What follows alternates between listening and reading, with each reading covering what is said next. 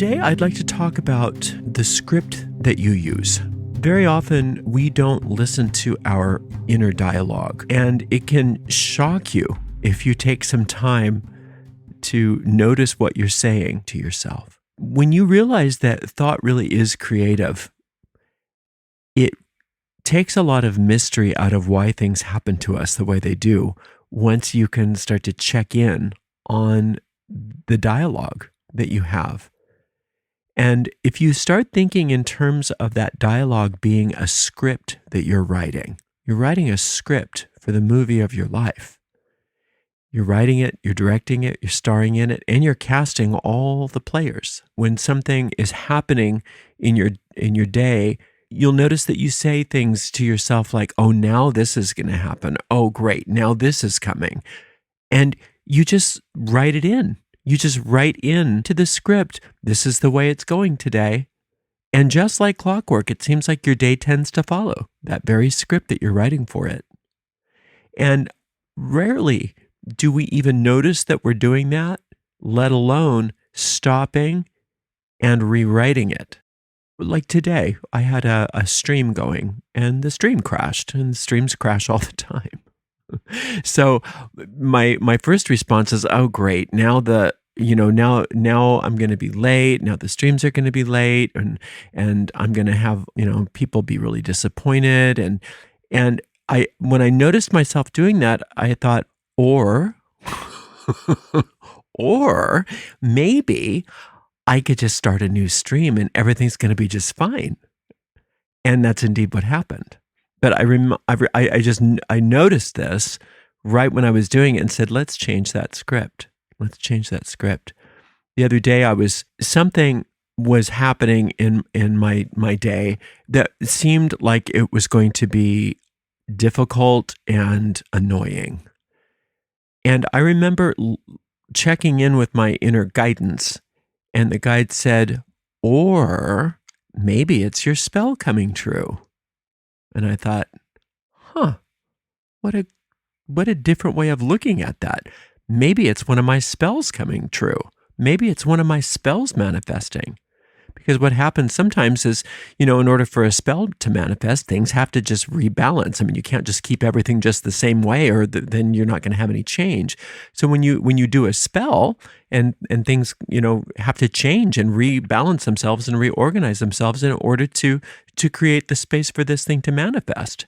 And so sometimes when things, rebalance themselves and reorganize themselves, it can seem to the naked eye as that there's trouble, when in fact there's no trouble. It's just things opening up and changing so that your spell can manifest. And indeed, that's what it was.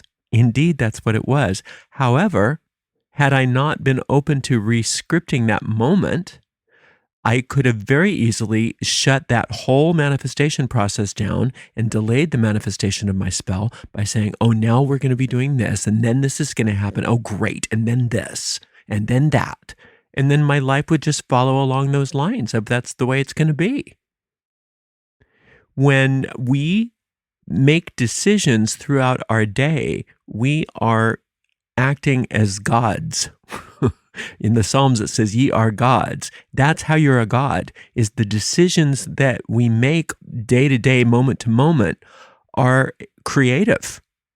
And if we are allowing ourselves to just by rote make decisions based on habit, without ever even noticing that we're doing it, because a lot of that happens just barely under the level of awareness, then that's how we maintain the status quo of our day-to-day lives.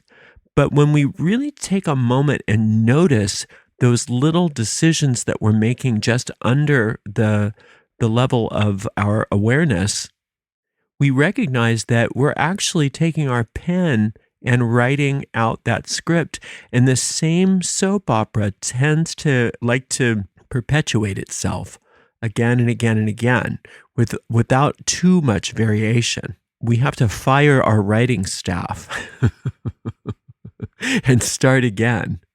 And the good thing about magic is it does start to open up our awareness that things could be different. But then we have to, in addition to having our awareness opened, we have to actually make those choices. We have to actually be proactive about how we make those choices to re-script things moment by moment. So what you can do is, first of all, is the way you start your day, try this. Take out a piece of paper, or if you want to, you could use something electronic, but it works a lot better if you actually write with pen and paper. There's something about writing, and if you can do cursive writing, I know a lot of people don't or can't or we're not trained in it. If you can do cursive writing, it seems to even be better. But if you can, even if you're just printing, it seems to work better to do things on paper. But if not, it's fine. You can use something electronic. Just script out your day. Script it out. Just say, this is what I'd like to see happen today. Now, you don't have to script it out like moment to moment to moment. Just do an outline of the way you'd like to see your day look. You want to, maybe you want to see, and today I'm more open to great, the unexpected good happening for me. That's a great script. I'm more open all day to unexpected good happening. Maybe unexpected money is coming for me today. That's a great thing to script. I meet new people today that are exciting and help me to go where I want to go. And I'm helping them go where they want to go, especially if you're wanting to meet new people and foster new relationships and have new friendships or associates. So those kinds of things, rather than mundane things necessarily, you don't want it to be a to-do list, but more of a script of how you want to have your day actually look, that's going to be so much bigger and better and more wonderful than just the normal Groundhog Day that we tend to have. Where things go again and again and again, over and over, just like the same status quo without changing. And then when you're in the midst of your day, notice when you shortchange yourself and you start making decisions, oh, now this is going to happen. We don't even recognize we're doing it, but we start going into these thought loops about what's coming up or what's next or how the future is going to manifest itself and present itself to us. And we don't understand that that's creation right there. We're right in the midst of it. We are co-creating that experience with infinite intelligence. Now remember, there's two kinds of reality, all of which we co-create. Now, if we co-create reality with infinite intelligence and we ask that infinite intelligence's will be done or God's will be done, you would get a different result than if it's God, make this happen, make my bad day happen for me. So, and again, infinite intelligence isn't going to come in and say, no, we're not going to foster this. They're going to say, infinite intelligence is going to say, well, if you're not going to do God's will, then you're going to go into a detour. You're going to go into a nightmare, and we're going to have to wait here patiently until you wake up. And so then what you're basically doing is scripting your nightmare. Even sometimes nightmares don't have to be terrifying. Sometimes nightmares can just be annoying. Sometimes nightmares can be boring. Sometimes nightmares just can be weird. But if you're not co-creating with infinite intelligence, if you're not doing the will of the infinite, then you're doing your own separate will. And that comes from you taking out that pen and saying, I'm just going to write this by myself. And like I said, usually those things happen right under the level of your awareness. And unless you check in with yourself regularly, you won't realize how much you are creating these things, because you don't listen to how you are scripting things. But it's always there for you if you care to listen. If you care to listen to the kinds of dialogues that you have. Now, I'm not saying that it's your fault when bad things happen to you. Please don't get that from this talk. We're not saying if something bad happens, like say somebody dies or somebody gets sick or somebody steals from you or something bad happens. We're not saying, oh, you must have scripted that for yourself. What we're saying is that the general trends of our life, where we are heading our ship on the sea here, is based on the scripts that we write for ourselves. So in on one hand, yeah, a lot of those problems might be averted if we were more aware of the general territories that we tended to be allowing ourselves to hang out in.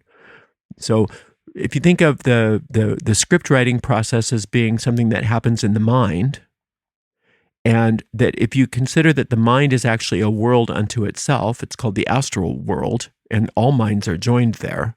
There are different levels of astral. So it depends on what neighborhood you're hanging out in. So if you're always writing a certain kind of script where everything is kind of a downer, then that's that neighborhood you're hanging out in on the astral. And those are the kinds of experiences you can pretty much expect. So if you tend to write those kinds of scripts for yourself, as you become more aware, you can say, well, I'm going to change course. We're going to hang out in a different neighborhood on the astral now. We're going to hang out in the neighborhood that God has set up for us. And the way you do that is just by turning things around as soon as you notice them. And if you're working with that inner guidance on a regular basis, it'll be a lot easier for you. If you're meditating a little bit every day, if you're learning how to ask for help and ask for guidance, it'll be a lot easier for you to notice when you are making decisions to go in a certain direction. And the best way to respond to that is, or maybe I could, right? Rather than making yourself wrong for it, you just go, well, that's one option. Or maybe I could do it this way, or maybe this is happening, or maybe that's happening. So it's and especially that's how we respond to a negative situation is the moment at which we are making the script for the next phase. So if something negative is happening, how are we processing it? How are we contextualizing it? It's very possible that this is one of your spells trying to manifest. Maybe not all the time, but a lot of times that's a good rule of thumb. It's just like, you know, when you make a decision about that thing, it's like, oh, now my day's going to just, be rotten, or now so-and-so is going to be all upset, or now this, or now that. And you notice yourself doing that, you could say, or maybe this is everything reorganizing itself so that one of my spells can manifest in a positive way. Maybe this is something really amazing trying to manifest, and there's just a couple of birth pains happening, Or maybe I'm not going to do that today. Maybe I'm not going to go into those neighborhoods in the astral, and instead I'm going to decide to do something else. I'm going to go here.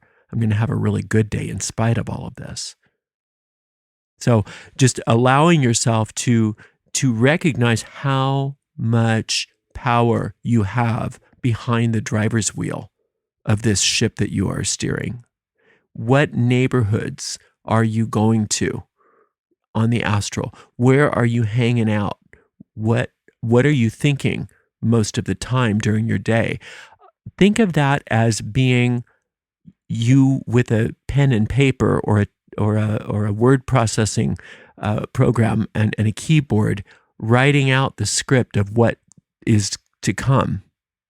And just saying, well, if I can write the script this way, I could write it a different way. What do I want instead of this? I know that sounds kind of overly simplistic, and a lot of people get upset when I say things like that because they feel like I'm making light of negative situations. And that's not at all what I'm doing. But what decisions you make about those situations is yours. How you contextualize things is completely up to you. And the thing is a response to something is the blueprint for where you're headed as a result of that. I mean, everybody's talking about 9/11, because it's the 20th year anniversary. Remember when 9/11 happened, how horrible that was, and all the goodwill that we had as a result of that. All of the goodwill that we had as a result of that all around the world in America. How we lost all partisanship for a minute, for like a second, and just all the stories of the miraculous things that were happening, people being saved, and people all kinds of things that happened as a result of that. Now, we're not saying that it wasn't the worst tragedy that most people had experienced ever. And we're not making light of the intensity of that experience. But do you see how you contextualize that makes a lot of difference? Because even in the midst of the worst, there was opportunity for great things, for great heroism, for great forgiveness, for great compassion, for helping each other, for doing real, honest good in the world, based on how people were responding to it. And sometimes it takes a huge, big, awful, evil thing in our lives to allow us to say, wait a minute, let's rescript this. Let's change how I'm responding to this. I'm going to be compassionate, right? It takes really big things, but it doesn't have to. Don't wait for the big, horrible things to happen in order to decide, that you're going to change the way you think about a situation. Do it on the small things. Do it on the mundane, everyday things. And see what you can do with your life. See how you can change things. See how you can really turn things around just based on re-scripting your response to things. Let's take maybe a week and just really commit to saying, I'm just going to notice the decisions I'm making. I'm going to really notice the decisions I'm making at every turn, especially if something that I perceive as negative is happening to me. What am I responding to? What are the decisions I'm making, and how am I scripting the next step based on that? A lot of times, if something really good happens, we script something negative. It's like, oh, well, now something bad's going to happen. Whatever comes up must come. Whatever goes up must come down. Oh, something good happens. Some really gross stuff is on its way. We do that to ourselves all the time, but we don't notice it. That's how our ego works. That's that Queen of Swords energy inside the tarot. That idea of cynicism and scripting negative outcomes based on the fact that we are trying to keep ourselves down, which we are trying to deny ourselves. And that ego mind does that in ways that are so subtle because it doesn't want you to notice. It doesn't want you to notice. But the ego doesn't have any power over you. It's just something you created. It's just something you made up. Okay? The ego doesn't have power over you, especially if you are willing to listen to wisdom instead. So just tell yourself, for this week, just for a week, I'm going to call in my inner guidance, and I'm going to notice the kinds of decisions I'm making each and every moment. I'm really going to be aware of the kinds of thoughts I'm thinking about things, and I'm going to change them. I'm just going to change them and see what happens. I'm just going to be open to a new way of looking at things this week. I'm going to re-script things. When you notice that you're making up a story about something that's not so hot, just say, or maybe, and then write something positive. Try the or maybe tool. Or maybe is a great way of dealing with your mind, because you're not shaming yourself for having a negative thought. You're not doing something to dig heels in. You're just saying, maybe not. Maybe there's something else. Maybe I could try this. I wonder what would happen if I said this instead. And then just go with it. And give yourself, like I said, 7 days of doing that and see how different things look in a week. And then maybe if you think of it, report back to me and tell me how it went. All right, well, thank you so much for spending a little time with me. I really appreciate you. Until next time, much love and many, many blessings.